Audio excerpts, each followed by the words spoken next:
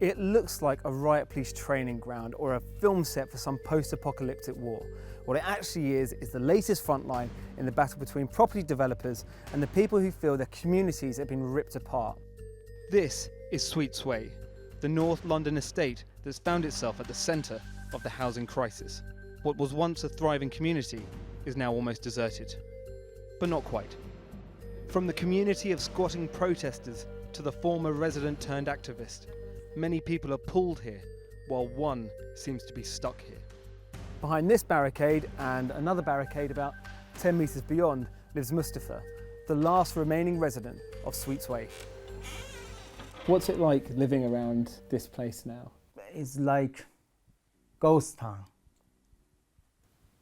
Is it scary? Absolutely, yes. I'm nobody here. 8 months ago, Mustafa was told that he needed to leave as the estate was to be cleared to make way for a new development. But he's in a wheelchair, and he claims none of the homes offered to him are suitable for a disabled man. 3 years ago I had an accident, car accident. After that, I couldn't walk properly. So when did the barricades go up around your house? It was 1.5 months ago. They defense my house from the bailiff. It's as like prison. When did the last family leave? Last family was about 6 months ago. I just feel really strange being the only family here. But I'm grateful I have a strong family. They support me.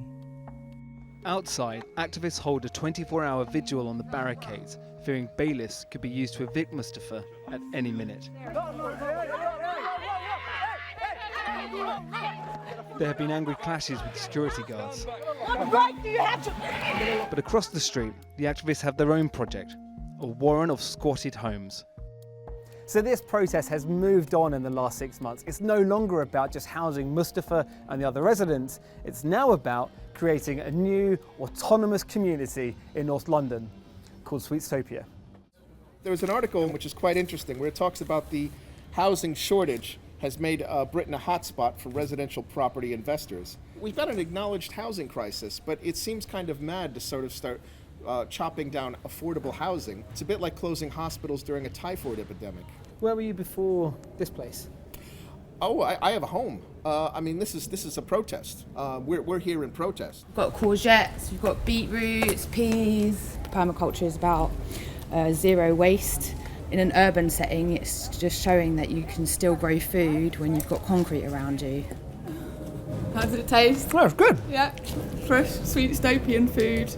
How long would you want to live here for? If there weren't bailiffs at the door? If there weren't bailiffs at the door, we would be able to do fantastic things with these houses. But if the disabled man wants to leave, if they find somewhere that he's happy to go to, what about then? Mustafa is here to fight. He's not going anywhere. We have to move out within a few weeks and we don't know where we're going to go. We first met Anna 6 months ago when she was fighting to stay in the house her family had called home for 6 years. She lost her own battle, but comes back here every day because she feels the war is far from over. If I'm not mistaken, it's 142 homes. Yeah. 2, 3 and 4 bedrooms. And as you can see, it's surrounded by lots of green space, which is great when you're living here and you can actually, let your kids play outside. And what's the story with the fences? How long have they been up? They've been here around 3 to 4 weeks. Is this what it's like all the time with the security guards? They're just watching us walking about? They're here 24/7, so they're watching us 24/7.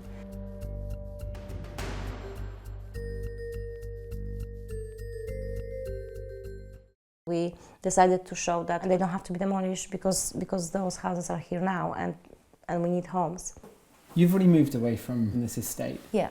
Why are you still fighting for this place? Because I saw that social cleansing, this is actually happening. You cannot just forget how those people or how you were affected. There's have to be someone who is committed to change. We still believe that that something can be done.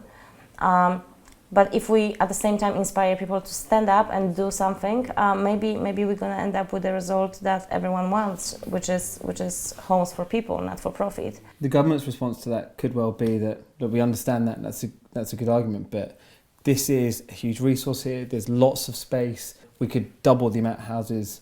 But that's not going to help to fix the housing crisis. Building more houses, yes, but social housing. I have a letter from the Bonnet home. They promised to me they're gonna find suitable flat as everything on the ground floor. If the council came to you and they said, we have a property and it's perfect for you, it's all on the ground floor, it's in the borough, would you happily move there? Absolutely. Yeah.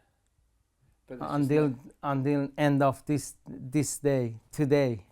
Barnet Homes say that based on Mustafa's medical evidence, they have already found a home that they feel fully meets his needs and that he is considering their offer.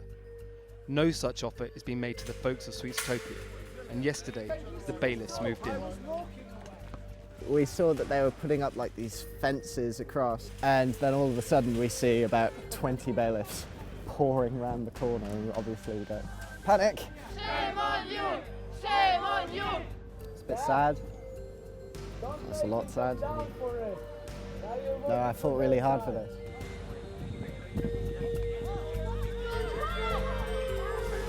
This morning, Mustafa lost his right to remain in Sweets Way following a High Court decision and was evicted by the leaseholder Notting Hill Housing.